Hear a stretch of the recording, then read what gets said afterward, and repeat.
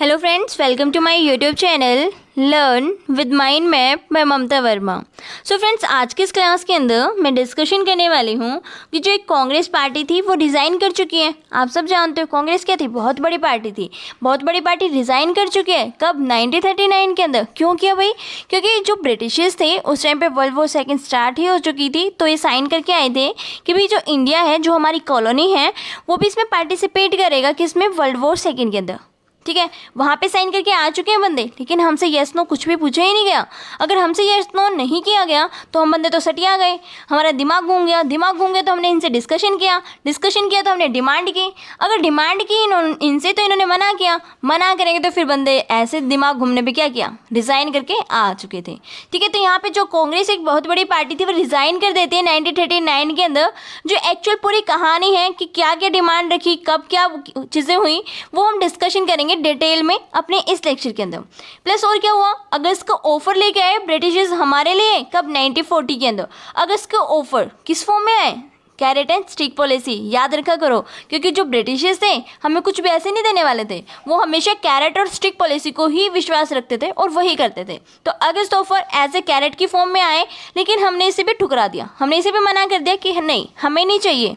ठीक है, वो क्यों मना किया, अगस्त ऑफर में क्या हमें दिया गया, वो भी हम डिस्कशन करेंगे आज ही के लेक्चर के अंदर। ठीक है, सो आपको क्या करना है, जितने भी अब 1939 से जितने भी लेक्चर्स आएंगे, चाहे वो 10 आए चाहे 12 आए, जितने भी लेक्चर्स होंगे वो आपके लिए काफ़ी इंपॉर्टेंस रखेंगे, क्योंकि यहाँ से आपके क्वेश्चंस 101% आएंगे ही आएंगे।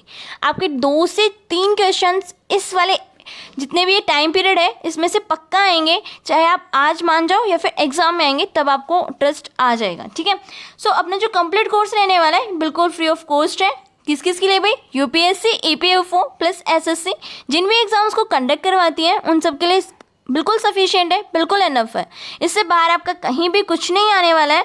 सिर्फ आपको इन्हीं चीज़ों को रिवाइज करना है अच्छे से। जो भी मैं आपको स्टोरी कनेक्ट कर रही हूँ, इन स्टोरी को याद रखोगे तो एक लंबे टर्म तक आपको ये चीज़ें याद रहेंगी। ठीक है, सो आप इस चैनल को सब्सक्राइब कर सकते हो, बेल आइकन को भी जरूर प्रेस करें ताकि आपको आने वाली वीडियोज़ की नोटिफिकेशन मिल जाए। साथ ही साथ आपको अपने फ्रेंड्स के साथ शेयर करना बिल्कुल ना भूलना, क्योंकि शेयर करोगे तभी तो बंदों को मजा आएगा ना, और फिर मेरे को भी पढ़ाने में बिल्कुल इंटरेस्ट बनेगा। ठीक है, सो बात करते हैं वर्ल्ड वॉर सेकंड की। वर्ल्ड वॉर सेकंड के अंदर क्या हुआ था भाई, जो कांग्रेस के जितने भी मिनिस्टर्स थे, इलेक्शन लड़के गए थे ना अंदर, मिनिस्टर बन चुके थे। ठीक है भाई, उन्होंने रिजाइन किया था अक्टूबर टाइम पीरियड में, कब, 1939 में। ठीक है भाई, रिजाइन कर दिया। क्यों किया भाई, क्या बातें हुई थी, क्या है इसका बैकड्रॉप देख लेते हैं। अब ब्रिटिशर्स ने क्या किया, वहाँ पे जाके साइन किया कि भाई जो इंडिया है वो भी पार्टिसिपेट करेगा वर्ल्ड वॉर सेकंड के अंदर, जैसे मैंने बताया इंट्रो में। अब वर्ल्ड वॉर सेकंड के अंदर पार्टिसिपेट करेगा, लेकिन हमसे तो क्वेश्चन नहीं किया गया ना कि आप इंटरेस्टेड हो या फिर आपको पार्टिसिपेट करना है या फिर नहीं करना है। हमसे कुछ येस या नो हमसे नहीं पूछा गया। ठीक है भाई, नहीं किया गया तो फिर क्या होता है भाई, जो वर्ल्ड वॉर सेकंड थी उसका जो मेन था वो क्या बोले कि फैसिज्म वर्सेस ब्रिटिशर्स। मतलब हम वहाँ पे जो एक पूरा का पूरा कॉन्सेप्ट फॉलो हो रखा है किसका, फैसिज्म का, प्लस किसका, ब्रिटिशर्स फैसिज्म से काफ़ी ज़्यादा परेशान होते थे, काफ़ी ज़्यादा चिढ़ते थे इन चीज़ों से। तो बोल दे हमसे कि हम जो फैसिज्म है उसको ख़त्म करना चाहते हैं, और किसको लाएंगे, डेमोक्रेसी को। ठीक है, तो ओवरऑल यहाँ से क्या चीज़ें पता चलती हैं कि जो ब्रिटिशर्स थे वो हमसे कुछ और बातें बोल रहे थे, लेकिन एक्चुअल में जो उनका मेन था ना वो कुछ और ही था।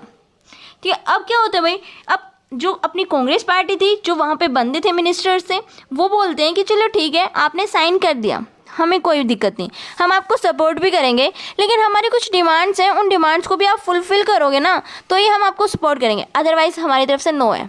ठीक है भाई, नो है तो अब डिमांड बोले भाई, डिमांड बताओ, डिमांड क्या है आपकी। पहली डिमांड थी जो अपनी कॉन्स्टिट्यूशन असेंबली है उसके आप फॉर्मेशन करोगे, कब करोगे, वर्ल्ड वॉर सेकंड के ख़त्म होने के बाद। अब वर्ल्ड वॉर सेकंड कब खत्म होएगी, किसको पता था। आज के टाइम में तो हमें पता है ना कब खत्म होएगी, लेकिन उस टाइम पे किसी को नहीं पता था कि वर्ल्ड वॉर सेकंड कब खत्म होएगी, कब नहीं होएगी। तो इस पॉइंट को भी इन्होंने बोला चलो ठीक है, देख लेंगे। ठीक है, सेकंड पॉइंट क्या था कि इन्हें इमीडिएटली एक रिप्रेजेंटेटिव चाहिए था उस गवर्नमेंट का। ठीक है, हमें इमीडिएट एक ऐसा बंदा चाहिए जो इस गवर्नमेंट के बारे में जो भी हमें रिप्रेजेंट करके इन चीज़ों को बता पाए। ठीक है, तो वॉइसरॉय तो बंदा दिमाग का वो भी घूम गया। वॉइसरॉय कौन था, एक लिन थी गो, आप इस नाम को कुछ भी बोल सकते हो, बट आपको याद रखना है ये बंदे ने इस चीज़ के लिए मना कर दिया कि भाई नहीं, हम आपकी जो डिमांड बोल रहे हो ना मैं नहीं मानने वाला, आपको साथ देना तो साथ दो वरना भाड़ में जाओ। ठीक है, लिख रखा है ना, भाड़ में जाओ, ठीक है। उन्होंने बोला कि नहीं, मैं आपकी इन बातों से एग्री नहीं हूँ, आपकी जो डिमांड्स हैं उन्हें मैं फुलफिल नहीं करूँगा तो मत कर, हमारे क्या चाहते हैं। उसके बाद क्या होता है भाई, जो कांग्रेस की एक वर्किंग कमेटी थी, कांग्रेस की कौन थी, वर्किंग कमेटी थी, वो मीटिंग करते हैं। वो बोले चलो ठीक है भाई, ब्रिटिशर्स नहीं मान रहे तो कुछ ना कुछ तो करना पड़ेगा। वो सोचते चलो मीटिंग करते हैं, मीटिंग में कुछ बंदों से डिस्कशन करेंगे, अपने जो लीडर्स हैं, डिस्कशन करने के बाद जो रिजल्ट आएगा वो देखते हैं भाई क्या रहेगा। तो यहाँ पे मीटिंग होती है वार्धा के अंदर, कब, सितंबर 10 to 14, ये डेट है फिक्स, 10 से 14 जो अपनी डेट है उसके टाइम पीरियड में ये मीटिंग होती है। टाइम पीरियड 1939 का था, सेम वही चल रहा है। तो इस टाइम पे जो मीटिंग होती है तो वहाँ पे दो कंक्लूजन निकलता है। एक जिसमें बोला जाता है कि भाई जो ब्रिटिशर्स हैं वो इस टाइम काफ़ी डिफिकल्ट सिचुएशन को फेस कर रहे हैं, तो हमें उसका क्या करना चाहिए, साथ देना चाहिए। कौन बोलता है, गांधी जी बोलते हैं। गांधी जी बोलते हैं कि अभी जो ये डिफिकल्ट सिचुएशन है ना, ब्रिटिशर्स को हमारी ज़रूरत है, हमारी ज़रूरत है, तो हमें क्या देना चाहिए, साथ देना चाहिए, ठीक है भाई। दूसरी तरफ कौन थे, सुभाष चंद्र बोस थे। वो बोलते हैं जो हमारा मेन दुश्मन है ना वो ब्रिटिशर्स हैं, अगर अब वो वीक है ना, अब वो कमज़ोर पड़ रहे हैं वर्ल्ड वॉर सेकेंड की वजह से, तो हमें क्या करना चाहिए, हमें अभी उन पर अटैक करना चाहिए, अभी हमें उन पर क्या करना चाहिए, अपना जो एक पूरा मूवमेंट लॉन्च करना चाहिए जिसकी वजह से वो यहाँ से भाग जाएं, ठीक है। तो सुभाष चंद्र बोस की बात को गांधी जी को भी थोड़ी थोड़ी ठीक लगी, लेकिन फिर वो बोलते कि भाई नहीं, ऐसा करना तो शायद सही नहीं होगा, ये ज़्यादा सही बात नहीं होगी, मतलब वो ऐसा करना सही नहीं समझते थे। तो क्या होता है, ब्रिटिश से बोलते हैं कि आप ना पहले ब्रिटिश से ये जानो कि जो वर्ल्ड वॉर सेकेंड है ना उसका आप मेन रीज़न क्या बता रहे हैं। वो बोले सुभाष चंद्र बोस ने कि भी चलो पूछ लेते हैं उनसे। तो वो बोलते थे कि हम क्या करना चाहते हैं, जो फैसिज्म है उसको कंट्रोल करना चाहते हैं। अब बोलोगे फैसिज्म क्या है, फैसिज्म जो है वो हम कहाँ बात करेंगे, इकोनॉमी के अंदर बात करेंगे, ठीक है। यहाँ पे आप इतना समझो कि जो ये फैसिज्म नाम का कोई भी एक चीज़ है ना, जो पूरे इसके ऊपर लड़ाई करने के लिए बोल रहे हैं, ये काफ़ी वो चीज़ है जिसके ऊपर ब्रिटिशर्स काफ़ी ज़्यादा परेशान थे इसकी वजह से। तो फैसिज्म और सेकंड क्या, डेमोक्रेसी। वो कहते थे कि वहाँ पे जो डेमोक्रेसी है वो स्टेबल नहीं है, हम क्या करना चाहते हैं, डेमोक्रेसी को स्टेबल बनाना चाहते हैं, ठीक है भाई। लेकिन यहाँ पे फिर चिढ़ गए बंदे इंडिया वाले, वो बोले अच्छा वहाँ पे डेमोक्रेसी को स्टेबल बनाओगे, हमारे पास है डेमोक्रेसी, है हमारे पास। तो बोले चलो ठीक है, कितने झूठे हैं, ठीक है। तो यहाँ पे ब्रिटिश काफ़ी झूठ बोल देते हैं, जिससे फिर से जो गांधी जी हैं वो सपोर्ट करते हैं किसको, सुभाष चंद्र बोस की, जो उन्होंने बोला उस चीज़ को। अब बोलते हैं चलो ठीक है, हम फिर भी सपोर्ट करेंगे ब्रिटिशर्स को, लेकिन हमें पहले रीज़न बताओ कि वॉर का एक्चुअल में रीज़न क्या है। साथ के साथ में जो आप डेमोक्रेसी की बात कर रहे हो उसको आप किस तरह से वहाँ पे बना के रखोगे, किस तरह से उसे स्टेबल बनाओगे, वो भी बता दो। तो यहाँ पे कांग्रेस अपना इस चीज़ पे एक रेजोल्यूशन पास करती है कि भाई हम क्या करेंगे, हम रीज़न पूछेंगे वॉर के साथ डेमोक्रेसी आप किस तरह से बना पाओगे वो भी आप हमें बताओ। तो वॉइसरॉय तो वही सेम बंदा है भाई, अजीब से नाम वाला। वो बोलते क्यों बताऊँ तूने, को नहीं बताता। तो क्या करते हैं, मना कर देता है, साफ बोलता है नहीं मैं आपको कुछ नहीं बताने वाला, आपको साथ देना है तो दो, अदरवाइज रहने दो, ठीक है। तो यहाँ पे अक्टूबर 23 1939 में ये क्या करते हैं, रिज़ाइन कर देते हैं। रिज़ाइन कर दिया किसने, पूरी की पूरी मिनिस्ट्री ने, क्योंकि इंडियंस की क्या हो चुकी थी, वहाँ पे स्ट्रेंथ काफ़ी बढ़ चुकी थी। तो अब इंडियंस ने क्या कर दिया, रिज़ाइन कर दिया। कब, 23 अक्टूबर 1939 के अंदर, ठीक है। तो यहाँ पे रिज़ाइन कर चुके हैं। तो ब्रिटिशर्स देख रहे हैं भाई, उनकी जो पूरी की पूरी मिनिस्ट्री थी वो क्या कर चुकी है, रिज़ाइन कर चुकी है। अब उनके जो भी रिजोल्यूशंस हैं, जो भी उनकी काम है, वो आगे तो बढ़ेंगे नहीं, आगे नहीं जाएंगे, तो उन्हें टेंशन होगी। साथ के साथ उन्हें इन चीज़ की भी टेंशन होती है कि अभी खाली बैठेंगे, खाली होंगे तो फिर क्या करेंगे, कुछ ना कुछ मूवमेंट लॉन्च करेंगे। अगर मूवमेंट लॉन्च करेंगे एक तो हम वहाँ से परेशान और ऊपर से ये भी परेशान करेंगे, तो कुछ ना कुछ करेंगे, कुछ ना कुछ रिफॉर्म्स लाएंगे या फिर कुछ ना कुछ एक पॉलिसी लाएंगे। तो क्या करते हैं, ब्रिटिशर्स टेंशन में होते हैं तो कैरेट देंगे हमें। ब्रिटिशर्स जब भी टेंशन में होंगे तो हमें कैरेट लेके आएंगे, उसके बाद स्टिक भी दिखाएंगे। तो वो कैरेट लेके आते हैं कब, जनवरी 1940 के अंदर। जनवरी 1940 के अंदर वो एक कैरेट की फॉर्म में कुछ चीज़ें बताते हैं हमें कि भाई अरे भाई साहब इधर आओ, गांधी जी आप इधर आओ, हमें आपसे कुछ बात करनी है, ठीक है।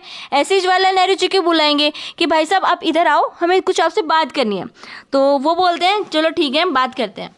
तो बोलते हैं कि हम अपना डोमिनियन स्टेटस देंगे वर्ल्ड वॉर के बाद। वो बोलते हैं हमें डोमिनियन स्टेटस जब चाहिए ही नहीं, तो कांग्रेस फिर से चिढ़ जाती है कि भाई हमें डोमिनियन चाहिए ही नहीं, 10-12 साल पहले हमने आपसे डिमांड की थी, जब तो दिया नहीं, अब आप डोमिनियन चिल्ला रहे हो, हमें नहीं चाहिए, हमें कंप्लीट इंडिपेंडेंस चाहिए। तो कांग्रेस क्या हो जाते हैं, गांधी जी भी बहुत ज़्यादा गुस्से में आ जाते हैं कि भाई हमें जब डोमिनियन नहीं चाहिए, हमें क्या चाहिए, कंप्लीट इंडिपेंडेंस चाहिए, ठीक है। तो यहाँ पे मार्च 1940 के अंदर जो कांग्रेस थी वो डिसाइड कर लेती है क्या कि हम सिविल डिसोबीडियंस मूवमेंट को लॉन्च करेंगे अगेन।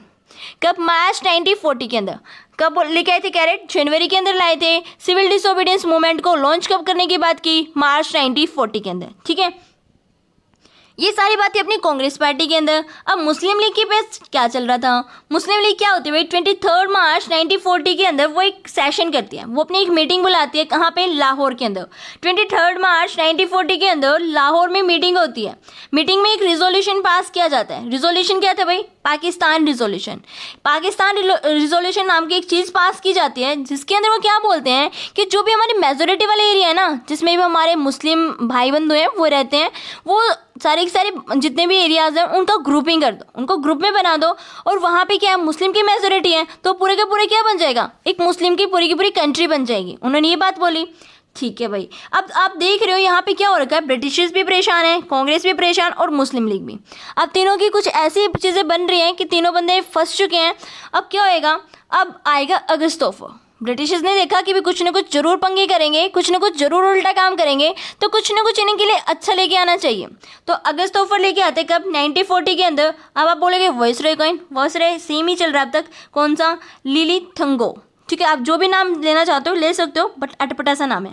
ठीक है, अब ये जो वॉइसरॉय था वो क्या कहता है? कैरेट की फॉर्म में लाते हैं। क्या करने के लिए? कि कहीं Gandhi ji civil disobedience movement को लॉन्च ना कर दे, इसीलिए वो क्या लाते हैं? कैरेट की फॉर्म में अगस्त तोहफर को लाते हैं। ठीक है, अब अगस्त तोहफर आ चुका है, तो अगस्त तोहफर के जो मेन पॉइंट्स थे वो क्या थे भाई? फर्स्ट वही डोमिनियन। अब फिर से बंदे चिढ़ जाएंगे कांग्रेस वाले, बोलेंगे हमें डोमिनियन चाहिए ही नहीं, हमें तो कंप्लीट इंडिपेंडेंस चाहिए, तो आप क्यों बार बार डोमिनियन बोल रहे हो? हमें नहीं चाहिए। तो डोमिनियन के ऊपर गुस्सा आ जाता है काफ़ी। एंड देन इन्होंने बोला जो वॉइसरॉय की एग्जीक्यूटिव काउंसिल है उसके अंदर हम इंडियंस की जो स्ट्रेंथ है, जो उनके नंबर्स हैं, उनको इंक्रीज़ कर देंगे। मतलब शीट को भी बात कर रहे हैं कि शीट को इंक्रीज़ कर देंगे, लेकिन नया तो कुछ है नहीं, ये तो करना ही होता है। इंडिया के अंदर क्या बोले? जो कॉन्स्टिट्यूशन बनाया जाएगा उसमें जो हमारी बातें, हमारी जो राय है, हमारे से भी डिस्कशन की जाएगी। ये भी कोई खास बात नहीं है, कॉन्स्टिट्यूशन हमारा है तो डिस्कशन भी हमसे ही होएगा, और असेंबली तो बना ही नहीं। तो अब ये बात कहाँ से आ गई? तो यहाँ पे क्या बोला? जो कॉन्स्टिट्यूशन होगा उस बारे में हमारे से भी डिस्कशन किया जाएगा। ठीक है, उसके बाद क्या बोला गया? जो मिनोरिटी है उनको भी हम कंसिडर करेंगे। ये तो हम पहले भी कर चुके हैं, मिनोरिटी को तो कंसिडर कर रहे हैं ना। कब से?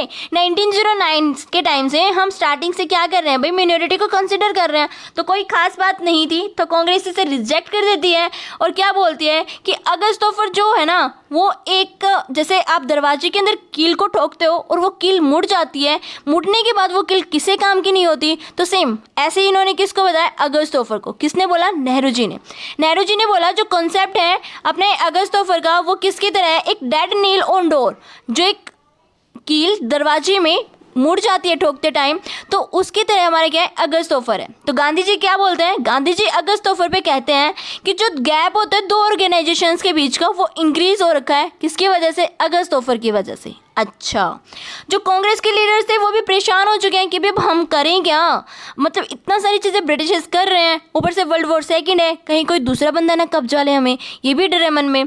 तो क्या करें? हमें कुछ नहीं समझ में आ रहा। तो यहाँ पे क्या आते हैं? कांग्रेस के लीडर्स काफ़ी परेशान हो जाते हैं और वो उन्हें समझ नहीं आता कि वो क्या करें। तो गांधी जी आते हैं, क्योंकि गांधी जी क्या थे? लीडर थे। गांधी जी कहते हैं क्या भाई टेंशन ना लो, मैं हूँ, मैं आता हूँ, मैं करता हूँ कुछ। तो गांधी जी बोलते हैं कि मैं ना इंडिविजुअल सत्याग्रह को लॉन्च करता हूँ, कि हर बंदा अलग अलग जाएगा और इंडिविजुअल सत्याग्रह करेगा। वो बोली कैसे करेगा? और इंडिविजुअल सत्याग्रह क्यों? क्योंकि यहाँ पे जो ब्रिटिशर्स थे उन्होंने काफ़ी यहाँ पे स्ट्रिक्ट रूल अप्लाई कर दिए थे, क्योंकि वर्ल्ड वॉर सेकंड के टाइम पे वो किसी भी तरह का कोई भी परेशानी नहीं झेलना चाहते थे। किसकी तरफ से? इंडियंस की तरफ से। ठीक है, तो इंडिविजुअल सत्याग्रह को लॉन्च किया गया। बोले हम कोई मास स्ट्राइक नहीं करेंगे, इंडिविजुअल रहेंगे, इंडिविजुअल जाएंगे और अपनी जो पूरे का पूरा सत्याग्रह है उसको कंप्लीट करेंगे। तो सत्याग्रह के जो बंदा जाएगा वो क्या डिमांड करेगा? वो अपना फ्रीडम मांगेगा। किसके लिए? स्पीच के लिए। वो फ्रीडम बोलेगा। किसके लिए? फ्रीडम ऑफ स्पीच की डिमांड करेगा। लेकिन ब्रिटिशर्स हैं, ब्रिटिशर्स तो देंगे ही नहीं, ध्यान ही भी नहीं देंगे। जो फ्रीडम की वो स्पीच मांगेगा उसको वो देंगे नहीं तो क्या करेगा? वो एक नारा देगा, क्या? दिल्ली चलो। अगर वो एक्सेप्ट नहीं करते तो क्या बोलेगा? दिल्ली चलो, दिल्ली चलो। ये वहाँ पे बोल के आएगा। ठीक है भाई, अब बोलते हो कि जो ये सत्याग्रह है उसका जो पहला बंदा था, जो एक पहला बंदा वहाँ पे जाके ये सारी चीज़ें बोलता है, वो कौन था? वो था आचार्य विनोबा भावे। कौन थे? जो पहला बंदा था जो इंडिविजुअल सत्याग्रह में पार्टिसिपेट करता है, वो कौन था? आचार्य विनोबा भावे। और दूसरे कौन थे? जवाहरलाल नेहरू। सेकंड पर्सन था जवाहरलाल नेहरू, फर्स्ट थे आचार्य विनोबा भावे और थर्ड था ब्रह्मदत्त। ये 3 बंदे थे जो इस पूरे के पूरे सत्याग्रह की स्टार्टिंग में काम करते हैं और लास्ट तक लेके जाते हैं। अब आप बोलोगे गांधी जी ने तो आए नहीं। गांधी जी क्या थे? मेन लीडर थे। जैसे कि आपने पीछे भी देखा, इनका जो कंसेप्ट था वो क्या था कि भाई जब पूरे के पूरे जो भी यहाँ पे सपोर्ट कर रहे हैं वो बंदे जब थकने लग जाएंगे तो मैं एंट्री करूँगा। दिक्कत है ना किस में? मिल वर्कर्स वाली स्ट्राइक में। ठीक है, सेम ऐसे भी यहाँ होगा। तो मई 1941 के अंदर क्या हो जाएगा? 25,000 इंडिविजुअली सत्याग्रह एक साथ हो जाएंगे और गांधी जी का जो कंप्लीट कंसेप्ट था वो क्या हो जाएगा? एक ज़्यादा सपोर्ट करने लग जाएगा, क्योंकि हर बंदा इंडिविजुअली कर रहा है, कोई एक साथ नहीं कर रहा, कोई मास स्ट्रगल नहीं है। तो ब्रिटिशर्स भी क्या करते थे? कुछ भी नहीं कर पाएंगे, क्योंकि हम रूल तो ब्रेक ही नहीं कर रहे। ठीक है, तो यहाँ पे गांधी जी के जितने भी कॉन्सेप्ट्स होते थे वो काफ़ी सुपर होते थे, काफ़ी इंटेलिजेंट वे से वो बात करते थे। और यही एक मेन रीज़न है जिसकी वजह से गांधी जी की जो पिक है वो आज के टाइम में पैसे नोट्स पे छपी आती है। ठीक है, तो आज के लेक्चर के अंदर इतना ही। अगर आपको डाउट बनते हैं किसी भी पॉइंट पे तो आप कमेंट सेक्शन में जाइएगा और वहाँ पे अपने डाउट्स को जरूर पोस्ट कीजिएगा। और साथ के साथ आपको वीडियो को लाइक करना है, अपने फ्रेंड्स के साथ शेयर करना है और